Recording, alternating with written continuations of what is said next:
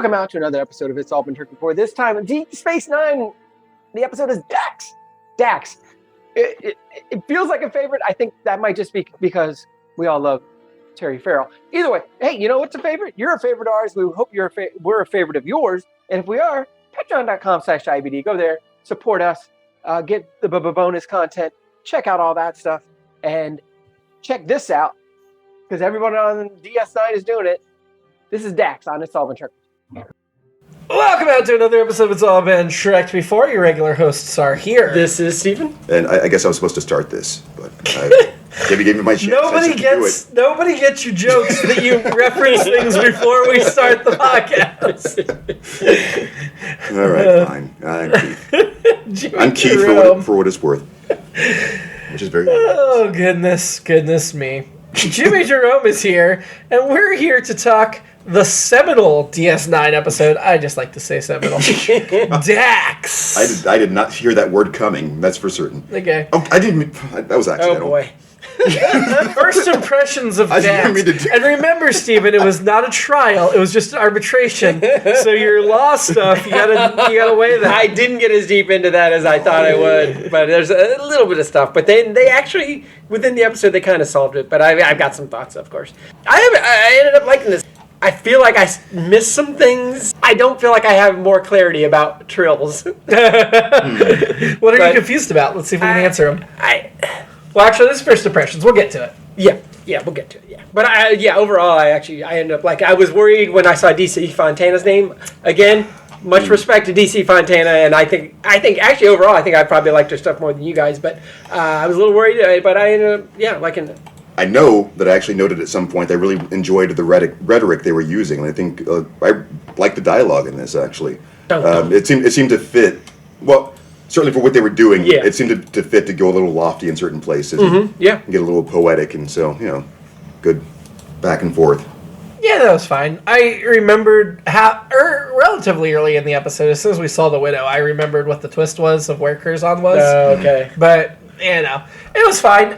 We did get to explore the Trill a bit more, which I guess I kind of take for granted because everything they revealed about the Trill, I'm like, I already know this stuff, but I know it because they revealed it earlier. The murder mystery aspect was relatively straightforward, not as mysterious as you might want, but it was fine.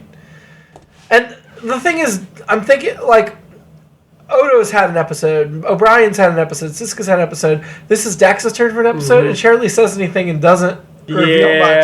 And so it's like she's still just this enigmatic character at this point. I think we're going to... Well, I know we'll get more eventually, but... They'll develop her plenty. I think this was good for adding some contrast to what we've seen so far.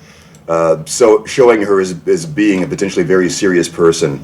She got to do a lot of that stone facing to other characters in the camera, and just there was some of the straight honorable kind of so her character in this episode anyway did the annoying that I've talked about before, I'm not going to talk about this. You could really help us out here. No, not going to do it. It's like.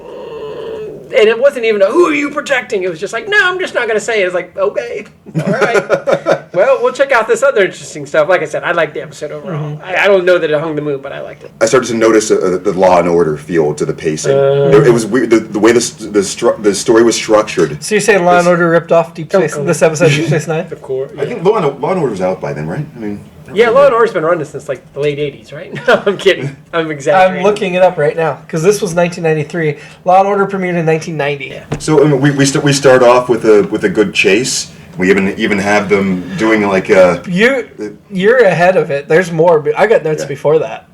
Okay. Have we talked about Klingon coffee before? No, I've got notes before that. Oh, wow. I've got notes from Sisko's opening lines where he mentions O'Brien and his wife went home to celebrate Keiko's mother's 100th birthday. And I bumped on that because her mother is 100. At this point, the actress that plays Keiko is 36. She's got a young baby and she's going to have another, which means her mother was 66 years old when she gave birth to Keiko O'Brien. I would like to know what that is, or if she just calls her grandmother mother because she raised her. Because otherwise, it makes no sense to me how a 66-year-old had a baby. Well, I know that's a minor throwaway line, but that bothered me. And then doesn't the magistrate? The magistrate has the funny line of, "I'm 100. I don't have time for this." Yeah. Well, twice we bumped on 100. Yeah. DC Fontana must have been feeling very old when she wrote this. I mean, at this time, she was born in 39. 60 something? No, so not even. In her 50s. She was like 54. Yeah, well, but she was feeling like 100. Then I can completely relate to what she's saying here. Well, I mean, would have been a few explanations. Maybe she was unfamiliar with Keiko's character to the point where she didn't make the same thing about the age, like throwing out that her mother was 100. Didn't think about the conflict. Keiko has a young child. I'm confused at what you're saying. I'm saying, so Rosalind Chow was like 36, roughly, at this point. Yes. But that doesn't mean her character was. Oh. But I'm saying her character has a young child and will soon be getting pregnant again in the franchise. So, to me, like, okay, so maybe she's 40, 45 at the most. Right. So that puts, if even then, her mother's, like, in her mid-50s giving birth to her. I'm not disagreeing with you. What I'm saying is maybe the writer, DC Fontana, didn't consider that when she put 100 as the mother's age. Right. As Keiko's mother's age. Yeah, you're right. It doesn't make any sense. That's a possible explanation is that she didn't consider that. I'm looking in Reddit's like, I'm not sure how old she is, but even if you assume she's 40, that means her mother was 60 when she gave birth. The other explanation, of course, is could be adopted, or it could have been like a frozen embryo. Memory, or it could have been that she was. That's a good point. Things have advanced. To the Memory Alpha also notes, it's interesting to note Keiko's mother was apparently around 60 when she had Keiko. Yeah. But yeah, I guess adoption. At that point, at this point in the future, adopting at 60 would be fine because we've got 140-year-old officers like McCoy running around on Starship. So it just really bumped on me that some 60-year-old could have a child. But then, anyway. That was my opening note. I will say about DC Fontana, because we're talking about this episode was written by DC Fontana and Peter Allen Fields. But this is DC Fontana's last canon Star Trek credit. Okay. She did, after this, write, because she's still around. No, she died in 2019, but she was still around for a while. But after this, she wrote Star Trek Bridge Commander, which was a video game. So I guess that's not canon, but it's still official property. And Star Trek Legacy has a story by, and Star Trek Tactical Assault, so several video games. But then she also wrote an episode of Star Trek Phase 2, which of course is not canon. Peter Allen Fields, best known for being a writer for Next Gen and DS9, wrote 10 episodes of DS9. This was the first one, which probably won't surprise you. But the Next Gen, he wrote The Inner Light. So they partnered her with somebody good to do this. He wrote Cost of Living and Half a Life as well. Yeah. But yeah, they partnered her with a good writer. Yeah. In fact, Duet, which might be my favorite episode of Season 1, is written by Peter Allen Fields. So I appreciate... In the Pale Moonlight, which is my favorite episode of Star Trek, period, is story by Peter Allen Fields. All right. So they really gave her somebody good to lean on. Directed by David Carson. He directed 4 episodes of Next Gen, including Yesterday's Enterprise. He directed the DS9 pilot. He'll only direct 2 more episodes of DS9, and then he'll exit Star Trek for the rest of the thing. But anyway... So yeah, we got Bashir still hung up on Dax, still hitting on her awfully. This was when they thought Bashir would be a womanizer instead of what he really is, which is a child prodigy genius. Adopted. I'm pretty sure he is adopted, actually. A doctor. Adopted's funny too. Yeah, he's an adopted doctor. O'Brien's best friend. Yeah, we'll get to that. Yeah. We mentioned Raktajino. I think Keith did. First mention of Raktajino in Star Trek.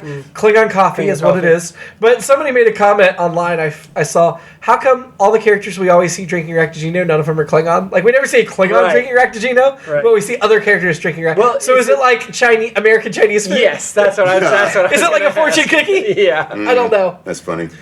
I don't know. And then Dax is abducted. Yeah, so my note about that, well, that's going to tie into something else later, but this is the Trek food thing. They didn't seem to be very good at it. Neither Dax nor Bashir seemed to be well trained. So I think some of it was probably just the choreography that they were working with, because you're in a play or something to say, okay, we need you to kind of get to here from here, and we need to go and grab, but it's sort of, well, but why couldn't she have done this or that? Well, and I guess Dax's response feels like the whole rest of the episode, where she's like, Oh, it's time. You got me. Yeah, you got me, right. bro. That makes sense. But why does Bashir yell out Dax? Because that helps nothing. Because then they know he's there. Like, he could have came up and got a total nut shot on the leader. Also, I think he'd be calling her Jenzia. Yeah. Oh, right. Yeah. So... Well, that was the titular line right there. I was gonna. That was one of my points later. How many did you count? How many times the titular title is said? It's gotta be it was a lot. Now that that note is coming up, I actually wrote like which of those times actually counts as them saying the line, or rather that's just. If you only say Dax, if you don't say anything else, so I think it probably is this moment. No. So, does anyone have any other notes before we get to the theme? Because I have another note on the theme this week. Let's see. So yeah, it's I don't know if it's just go ahead and talk about it. Yeah. It's fine. So, a long time ago, me and a guy at Mad Lab talked about doing this show where we have this elaborate set that's just so ornate and all this stuff, and the show opens with describing the set and everything that went into it and everything that's involved in it and kind of a making of, and while people are just sitting there looking at the set. Oh no. And then at the end of the 40 minutes, lights down, that's the end of the show, and the cast comes out and bows of the show that was going to happen. This is the music I would want playing behind the narration the entire time. And you need the casting costume for that. Yeah. Like, elaborate costume. Yes, that's amazing. Yeah, so we never wrote it, but maybe one of these days I will. All right, so that's fun, but I'm still also equal parts impressed and offended right now. wait. So the screen comes down. You're playing this projector of the making of. No, it's just live. You're just looking at this set. Now come over here. No, wait. Right. So you're sitting in the audience just looking at a set, and the narration is it's describing everything you're looking at, but telling you what the story is. Is there somebody on stage narrating, or is it voiceover? It's a voiceover. Recorded? Okay. It's all voiceover. Okay, so you have it all done ahead of time. Yeah. And you guys are out having pizza. Right, and then the cast not even in costumes yet.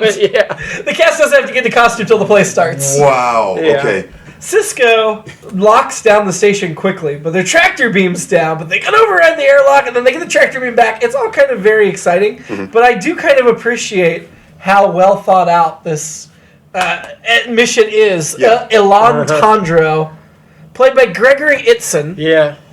Love Gregory Itzin, best known for 24, Airplane, Fear and Loathing in Las Vegas, Law Body Assistant. He has only 186 credits. I'm a big fan of him for a long time. Covert Affairs, The Mentalist. And I think he looks so familiar. He was Charles Logan on 24. That's why. He will do 2 episodes of Star Trek Enterprise, 2 different characters. Okay. So we've got a couple of... And I think he's in another episode of DS9?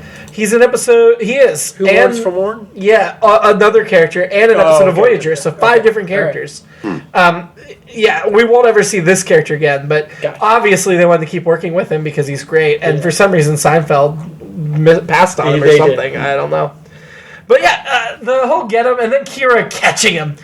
I said it to you guys, but I'm like, I really was a sleeper on Kira the first time I watched the show because I loved her, but now I really love her. Like her and Quark are the MVPs of this show, in my opinion. I like her a lot. So, one of my notes a little later that ties into that. I think I've just been noticing through all of this, through all of what we've been doing, I've been getting so much more out of the rewatches just because I'm older, I would think. What? Yes. Yeah, You're aging like a normal human? Yeah, I think we all might be. I think this is proof of that. Speak for yourself. Yeah, my point is that that we needed certain kinds of perspective to get things that they were doing. Certainly, working a lot more with theater.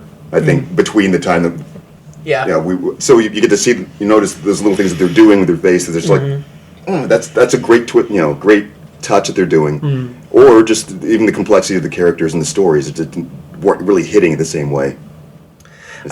I do like once they catch Tandro and his men and they pull him back in Deep Space Nine, they're just like, okay, he got us. We're walking back on the station. Yeah. Like, they don't fight him because they do feel like they're in the legal right. Yeah. But I also appreciate that Sisko thought that through and he's like, yeah, but if you were legal right, you could have just come to me. You knew you were on shaky ground, so you did the whole thing with the Bejor. And the whole unilateral extradition idea, I immediately wrote, well, that doesn't give you a blank check. There's got to be other, and sure enough, Sisko and Kira are like, well, here's the problem there. They get into the Bajoran thing and this stuff, and I was like, yes! You got extra to show with the Federation, not with Bajor. Because Bajor is not Federation. And even within there. So I really appreciated the legal, that they were like, we're gonna, the writers, and also it was interesting legal, not gymnastics, legal repartee. Yes. Just bringing the whole thing. It made sense. It was logical. And even though, like, saying, well, why'd you wait 30 years? Which, that's jumping ahead. Right. But they're like, well, this stuff was just declassified, so that's why we're following up. And we know it's a personal vendetta, so it makes sense that he'd follow up on 30 years, whereas nobody else would care. Right. So it was a well-crafted story, is what we're saying. Yeah. So, going back to the well, all right. So the Law and Order structure. So we have the discovery and the chase happening even, and I've never seen an episode of Law and Order. Really? Me either. I've never seen an entire episode. Are you serious? Really? Well, I think I like it. I've never seen it. Yeah, it's I've seen bits. I think I like the lawyer parts, not so much the cop parts. Well, I mean, yeah, it's just kind of. Well, anyway, I'm never sure. I always have to re-ask every time I'm watching it with Colleen. Like, now who's the law and who's the order? Who's who? Jerry Order and Frank Law. My God, that show was on TNT. I guess that's why I never understood Rizzoli and Isles, because I didn't know. Where's the pun? What's a Rizzoli? The Rizzoli is delicious. You should try it. That's where my mind went to. All right, and then they vacation on the Isles. They eat the Rizzoli on the Isles, obviously. All right, my point. As we were talking about this just now, I realized that those things were serving a purpose as well. We get to see that the well thought out mission. We know why they were doing, but then also the implication of them being able to do that. Kira was pointing out that indicated confirmed the link with Cardassians. This is kind of like this is even putting us in political odds then. So. Yeah, I wrote down that too. I bumped on that because the Cardassians are so evil, you automatically now assume they're evil. And what we find out is that race isn't evil. Not really. Like, nothing about that race that we learn in this episode makes us think they're bad guys. But I think that beginning mention that they're allies with Cardassia makes me suspicious and makes me think they're bad guys, even though they're not. Getting into that, it seems like it was more like probably unofficial dealings, more of an idea of them being not in unfriendly terms with the Cardassians, which that's another nuanced thing. We don't know to what extent. And did they say that they were necessarily good or bad? It just seemed like they were just somebody. Yeah, and I appreciate that. I appreciate the a villain race or a hero race. They're just a race. I want to go back. Sorry, to the Trek flu at the beginning of the episode. Sure. Very quickly. It also gets in the Trill. So fighting. When the Trill, I know we've seen them moved or whatever, transferred from body to body on TNG and in Discovery. In my mind, they're almost like marsupial. They're in a pouch. Yet. Oh, you're for the purpose of this podcast. Sorry, Keith. Strike that from the record. In my mind, they're like almost marsupial. They're put in like a pouch. But I know actually they're probably implanted deeper, right? Yeah, they're in my mind, during the fight, they could have punched the Trill. Oh, no. They're like as protected punch. as possible. Okay. Given the way they worship the Trill, they're probably like up under the rib cage, even though they always picture them in the stomach. Right. They probably like climb up where they're protected. I think we saw that actually happen. They kind of do. Maybe that's might be that makes Discovery more sense, or something. Yeah. But I punched him right in the Trill. As soon as you started talking about it, you started making me think of Krang. You know, from Teenage Mutant Ninja Turtles, the alien that has like the exosuit. I've never seen that either, but it's like a little, almost like driving around like a little. It's interesting. Trills never have a pouch. Like there's enough empty space there to just kind of hold it. We get several scenes in this episode in Odo's office, and the security cameras in the background. I don't know if you watch them, but they're all like exterior shots of the station. Oh, really? Like, here's a couple windows from the promenade, and we see vague figures walking behind them. That is not useful at all for a security camera. Also, Quark's probably got a much better security system. Quark's is much better. Maybe that's just what Odo wants people to see because he's so protective of his own cameras. Right. I thought that maybe he just kind of goes, well, somebody's in the office now, it's better. Yeah. We established that Curzon and Ben were friends for 20 years, which really gives us more weight. I mean, we knew he was friends with Curzon, but I don't know that we knew it was 20 years before. Yeah. So it really tells us the length of their... I think, up to this point, there have been a lot of tell as far as like, he was such a great friend of mine. We've known old man. That's it. I mean, this is still tell, but a lot more tell. Right. But tell in a way that seems... Yeah. You know what I'm saying? Yeah. More relevant. Yeah. Yeah. Dax doesn't want help and won't cooperate at all. Yeah. So she's the hostile witness for her own defense. Yeah. Yeah. That was frustrating. Yeah. Quark is only in one scene of this episode, but God, sorry, I gotta beat myself.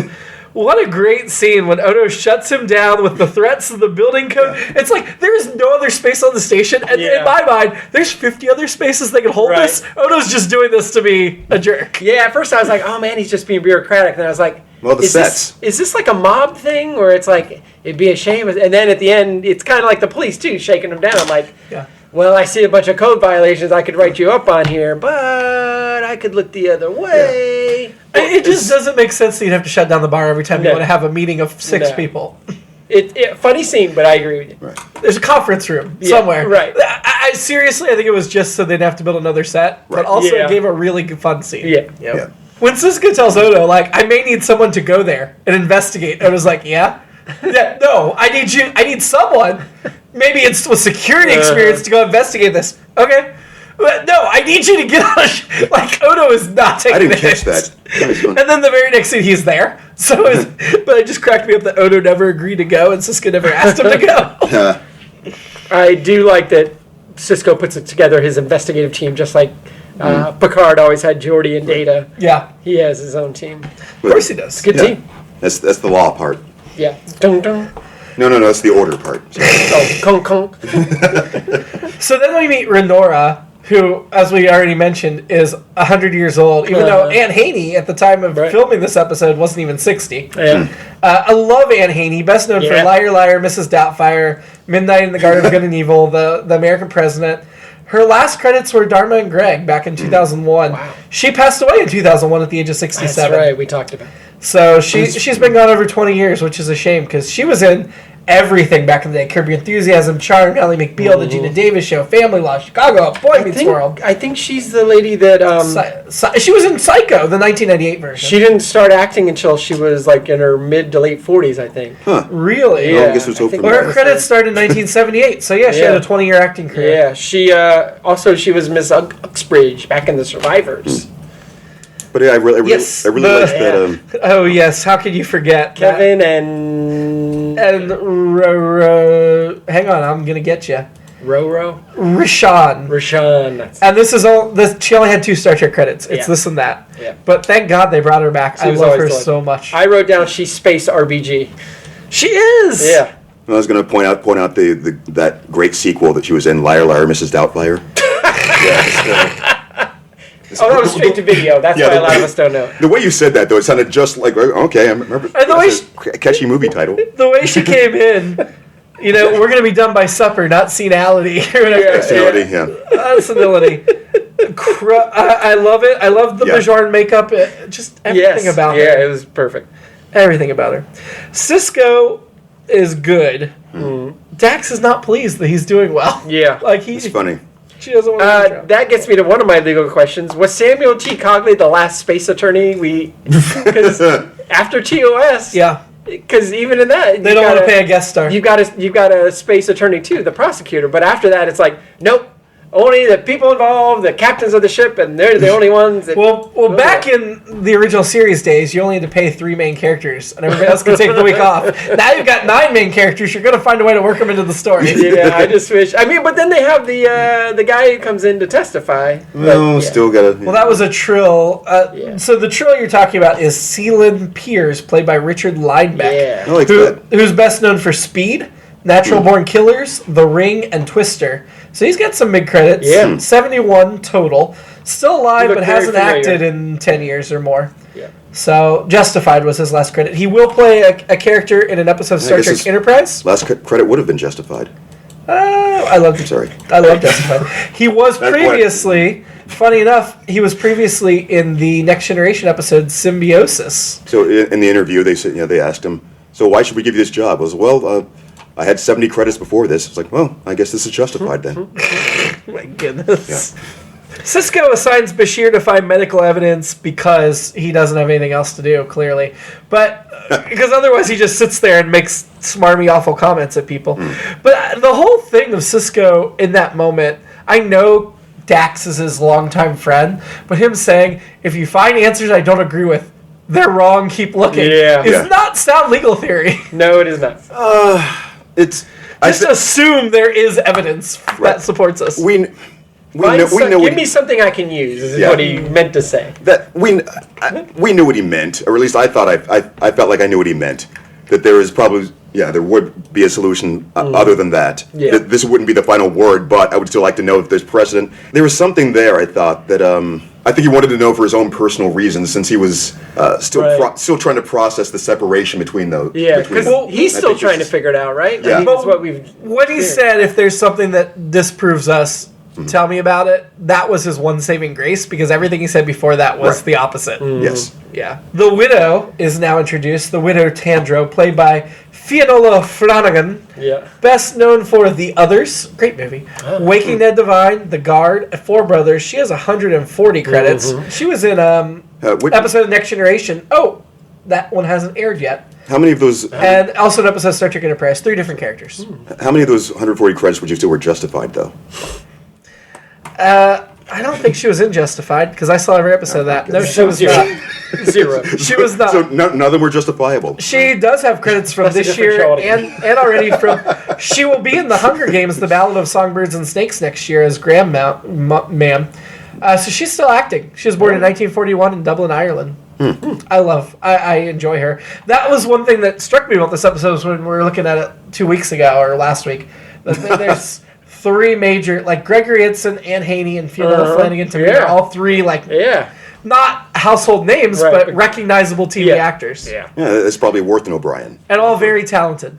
Well, Brian is credit only, and so is Jake this week. I'm continuing what you were saying about the TOS thing of paying actors. So I was like, well, we're going to cash in this O'Brien for these 3 powerhouses. So just like shuffling chips around. Oh, man. So I guess my big trill question is, are they 2 different people? I guess this episode says yes. No. It says the opposite. No, it says they're each connected. host is a different person. Okay.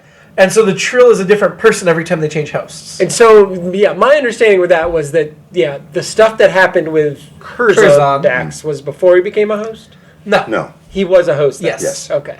So the Dax symbiote was involved. Okay. But Curzon Dax, because it's a merging of Curzon and Dax, is a different personality than Jadzia Dax, who is a merging of Jadzia and Dax. So Dax is part of both personalities, but because Dax is only half the personality, they are different people. So what's the name of the first baseman? This is what I want to know. No, what's on second? Who's on first? Sorry. Third base. At least I picked it up. That reminds me of several things all at once. So for that, I thought the saltwater solution. That was that was a great that is a solution, analogy. Actually, isn't it? Saltwater, isn't that a solution? I love the saltwater. Yes. No, I was referring to. I was actually using solution in the scientific sense. Oh, I see. The saltwater took me out of it a little bit because it was so clever of a metaphor, and the way Siska threw it back at him, then this is a clever writer. This is a real person in the real world. You're right.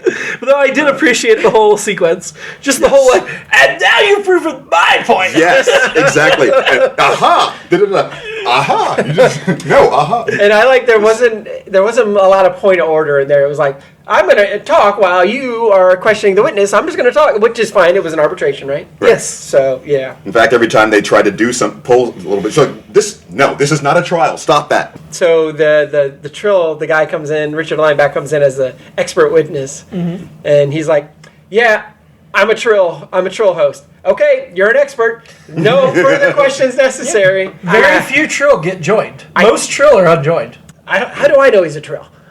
He's got the spots. Yeah, there you go. Wow. Except the Next Generation, that Trill looked completely different. It was Famke Janssen. It was a different alien that had the spots. That's right. That's something I think. I think we'll have a chance to talk about that at some point in later episodes. But I thought Steven was going to go with a different question about the Trill. Technically, The he or she. Not that. More because the Trill apparently have a binary gender. Yes, it's universal. The species that hosts them, I think the distinction gets a little murky for me sometimes. We're going to get to that eventually.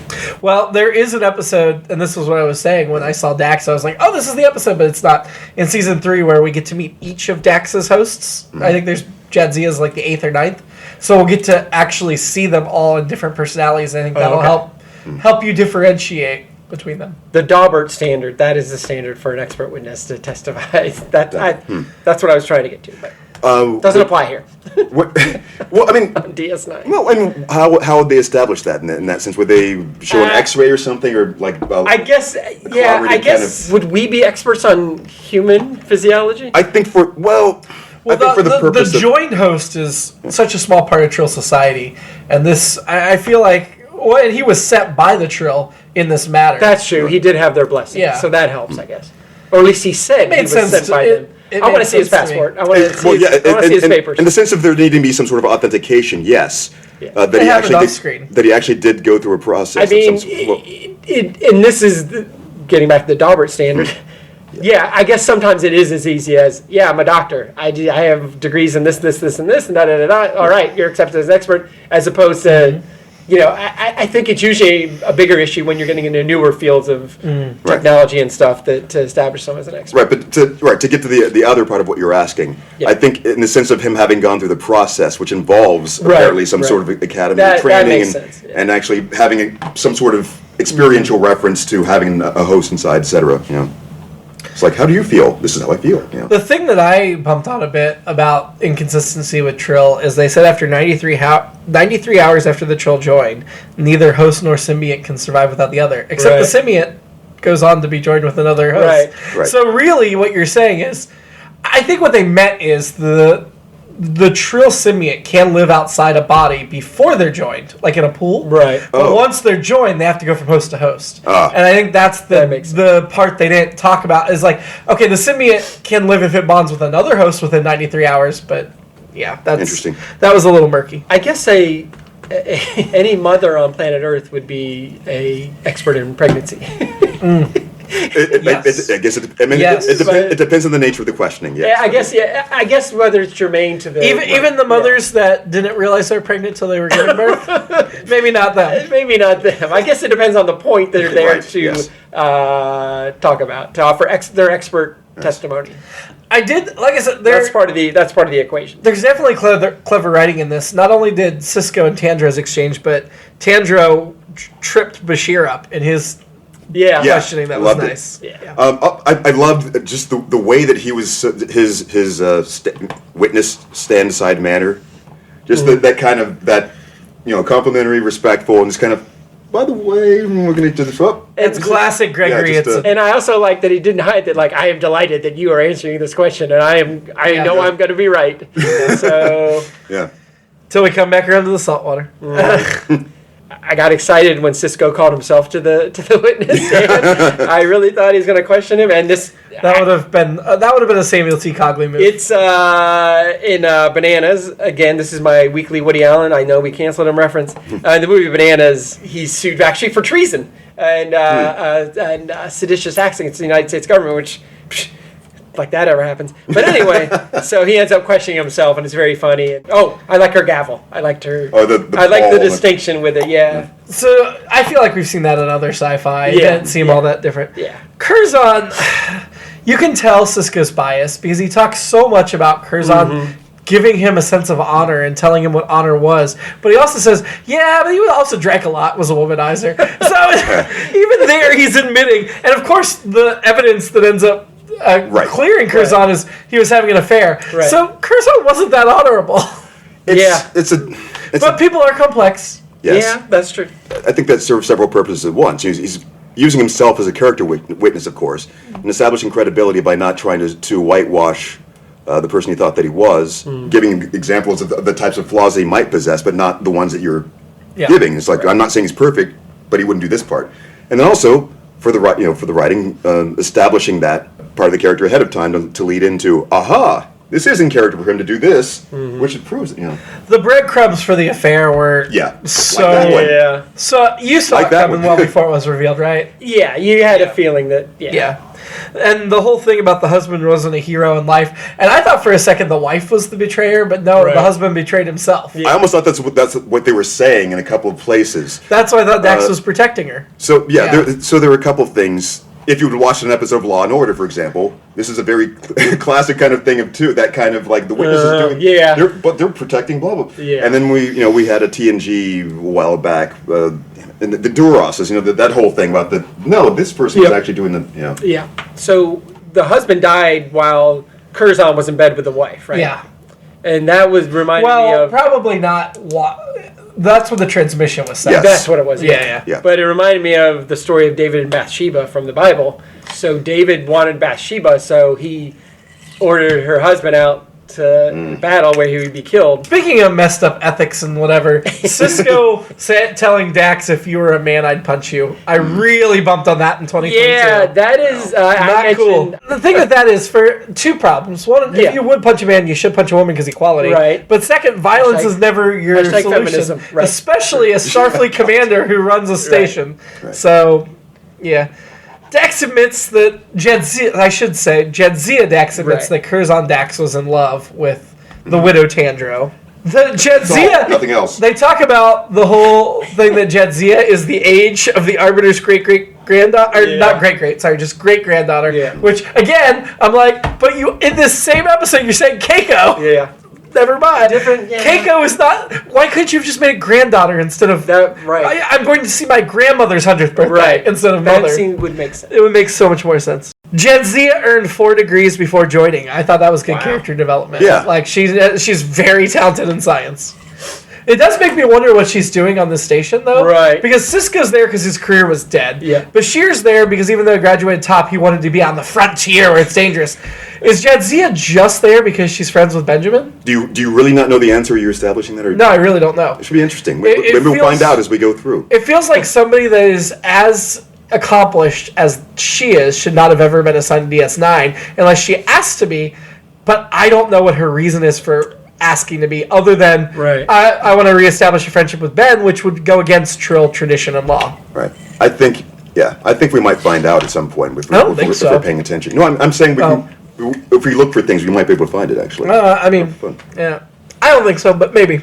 Surprise witness, the widow says, he was in bed with me. And I know that's dramatic, but she could have just said, I was with him at the time. Right. He was friend of the family. It could have slid, and then the whole thing would be everybody else is like, "Oh, we know what you were doing," and the son's like, "What is it? What's going on?" He was in bed with me, and we were doing it. You could have just said. and then he was lucky butt. Right, exactly. I almost went further than remembered that word. I'm cracking my egg. Right, I'm breaking. Yeah. Well, no. The arbitrator's like, "Oh, tell me more." No, you've got a line. Keep going. You've got a line right there. You could write for a dialogue there with just putting the periods in there. He was in bed with me doing it. It's just you could have stopped. Doing what? And one of those points, yes. It being the crochet. Doing me a favor. A sexual favor. In that he told me how to have sex with my husband better. Yeah. By showing me.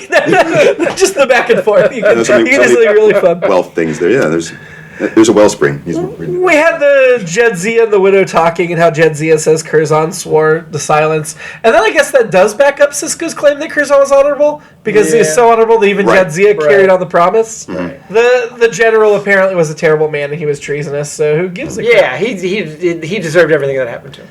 Then, of course, the widow asked Jadzia to do her a favor. And that's where they went into the other room. No, that's where she said live. The favor. Which a sexual favor. Is a little bit too on the nose or cheesy or whatever, but yeah. My alternate episode is that Curzon actually was guilty and tried to deal with that. That the guy was a jerk, so he did set him up to take a fall. Yeah. And protect his wife. Yeah. My alternate episode is similar. I want to see the events on Kleiston 4. Yeah. It would have been cool to have an episode with Curzon and Ben. Yeah. Like flashback episode. Yeah. I don't think we ever get that. He's in bed. He's just there alone, reading. Right. Just scanning through Instagram, space Instagram. He was in my bed reading. Space TikTok. The Kama Sutra. Yeah. To me. And we were demonstrating for a YouTube video. Right. Just, she really did just say, he was in my bed. Left it at that. I know. Could have been a lot of things. But no, it couldn't have been. And then she just walks out after she says, he was in bed. Wait, we have follow-up questions. It couldn't have been a lot of things, Keith, because if it was anything but the one thing, she would have expounded upon it. Perhaps. Maybe it didn't occur to her that they would be misunderstood. He was just in my bed sleeping. The Law and Order thing, in particular, it struck me as he was talking to Odo over the video, who's giving him the evidence that he found, that the kind of sort of something about the way that they were talking to each other, and that beat right there felt like it needed like that dong dong to go to the next scene. That's exactly how it was set up. When they mentioned that Curzon was guilty of treason, I started thinking, well, like to what extent could he have been involved with this government that would be called treason? But he's in Starfleet as well, so what have you been at the time? I guess. Like when did Dax join Starfleet? Jadzia Dax joined Starfleet. Curzon was not Starfleet. He was an ambassador. Yeah. Okay. Wouldn't he have to have been some sort of part of that government for that to be considered? He was a Federation ambassador, so he was not part of that government, but he betrayed that government, and he was there, I assume, to help them or something on behalf of the Federation. You talk about how much you liked Kira now. I was just noticing, it feels like they got the hang of this faster than they did with TNG as far as getting the characters. It could have been the setting, or it could have just been that they. This first season is not nearly as bad as I remember it being. But there was still some rough patches at the beginning, but we get they're getting to the characters now. We've got some bad episodes coming up, but that's not the point. But yes, the characters are better defined than I expected them to be at this point. Yes, and they're much more fluid now. And Bashir's not at all, but the rest of them, right. Bashir, I promise, will be a very different person as it gets on. Well, he's well established right now, but not as the character he's going to be. No! Right now, he's established as a creeper. Yeah. That needs to be transferred off station immediately. The only reason he almost has a chance to be a hero is because he decides no does not mean no, and he follows her. Wow. Yeah. No, you're right. Yeah. Bashir is awful in this. Everybody else, though, is pretty well. Dax we don't know anything about, but Odo, Quark, Kira, Cisco, O'Brien, Jake, they're all who they're going to be. I think the point of the episode essentially was to start off with get more into the Trill lore, and to really get Cisco started to. We're examining him having to accept this being Curzon and Jadzia being different. Yeah, they were again. They were doing the very heavy-handed. Talky thing in the first few episodes. Talky, you know what I'm saying about tellings of showing this. Oh, he's my friend. Blah blah blah. Now we get some examples. Now we also see him to actually have to examine it in front of people and say, here are the arguments why this is right. It also establishes the shaky legal precedent of just saying, you know what, I was a different person then. That too. Which is, I guess that's what statutes of limitations do. Yes. But he really was different. She really was right. What is?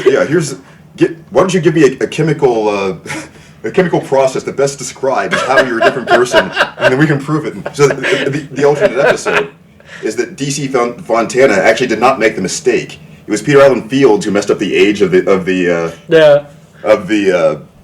mother, and the reason why it's her last episode is because she took the fall for it. They're like, well, we have to pull you off of. Oh my god! Off of Wing Cannon, so we're gonna put you on this video game instead. Because she knew that this guy was kind of tough. Well, we need him for the future. I can absorb this hit. You can't. I'll take this. And then she couldn't absorb it because they fired her. No, they didn't. Just kind of. But she didn't do anything wrong. She was already ready to stop. Oh God! You'll set the cops on me. Yeah. Set the dogs on me. That's what this is. This is DC Fontana saying. This is a quote from her saying that I got nothing on that. Peter, we have to chase him. The company needs you, Peter. Any other notes? I had one way back, but when they're going through the lockdown, and he's like, "Do this and do this and do this," I feel like there should just be a master order of like, lock it down in the sense of seal all the exits. There's been a murder or whatever, but he had to go through a bunch of things. He did, and he only sealed some of the airlocks first. They sealed more airlocks later. It's like, seal them all. Get them all. Get them all. Shut down all the trash compactors on level 19. All right. Who is your shady person of the episode? Curzon Dax is my shady person.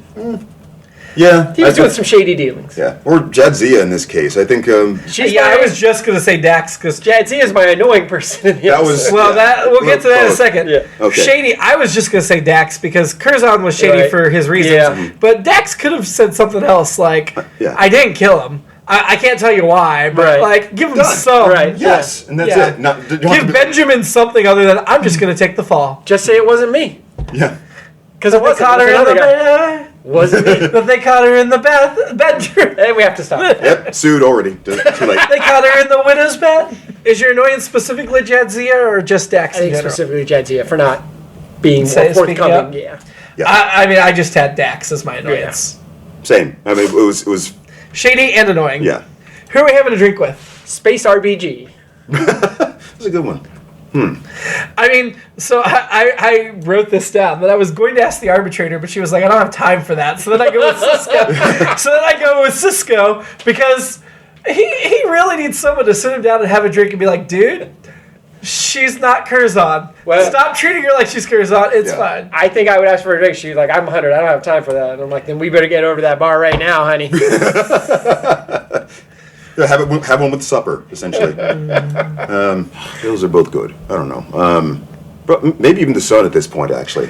With Elon? I actually kind of liked him. But Elon Musk? I mean, he had the most heartbreaking, or I guess heartbreaking. He did, because he really found out his father was murdered. Yeah. Really thought his cause was justified. The mother's fault for not telling him it wasn't. Yeah. Right. He is blameless in the end of this. I don't blame him.